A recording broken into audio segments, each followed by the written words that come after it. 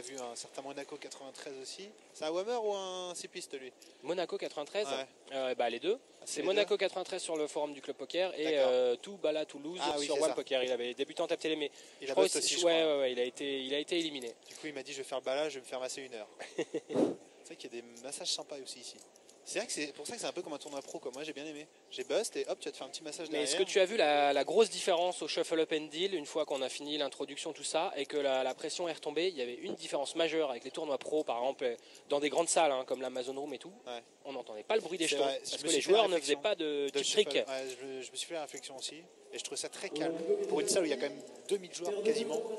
Là, il y a une main à fort potentiel devant nous. Yakin qui a relancé avec As-Dame de cœur. Il fait face à Mathieu qui a une paire de dames. Et il peut avoir de l'action. Sachant que Yakin est large type leader de la table avec, si j'ai bien vu l'infographie, plus de 150 000 de tapis. Ouais, faudrait qu'on sache combien il a. Je crois qu'il fait que payer Mathieu avec ses dames là.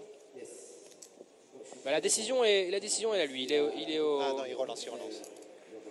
All-in, payé. Il a relancé, tapis d'Yakin, ça va être payé rapidement. Mathieu est le joueur au siège 9, donc il est à gauche d'Almira sur l'écran. Hop, les cartes vont être étalées. Voilà. Alors bad beat ou pas bad beat? Écoute, on peut parier, moi je pense que ça va tenir les dames. La paire de dames est donc mais s'il y a un cœur, suffisamment favorite pour se sentir bien. Il fait renard flush, tu verras. Renard flush. Eh ben non. Avec un flop roi 7-3, Mathieu peut se sentir bien pour doubler. Il y a quand même 100 000 au pot, c'est un pot, c'est pour s'échanger le chip lead. Ouais. Yakin ne sera plus chip leader de la table après avoir perdu cette main. Sachant, et apparemment, là-bas, on entend Patricia qui aurait gagné son tête-à-tête online sur iPad contre Mick 22.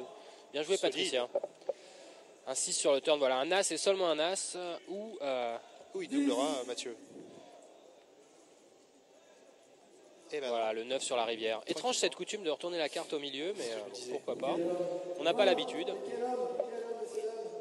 Alors Carper est dans tous ses états. Et que Guignol là-bas sur la borne FIFA 2012 est en train de s'énerver sévère. Je crois qu'il vient de se prendre un but et de perdre un gros bet. Ouais, c'est ce que j'allais dire, de un gros bet. Complètement tilté. Et devant nous, on a l'océan de tables et régulièrement, on a besoin que de lever la tête pour le constater à chaque fois. Les tables cassent à une vitesse impressionnante. Il faut dire que le tapis moyen maintenant est équivalent à une quinzaine de blindes. Donc forcément, les joueurs qui n'ont pas réussi à monter de jetons, ils ont le couteau sous la gorge, ils sont obligés de faire tapis. Tout joue sur un flip, quoi. Comment ça s'est passé pour toi d'ailleurs, tonton?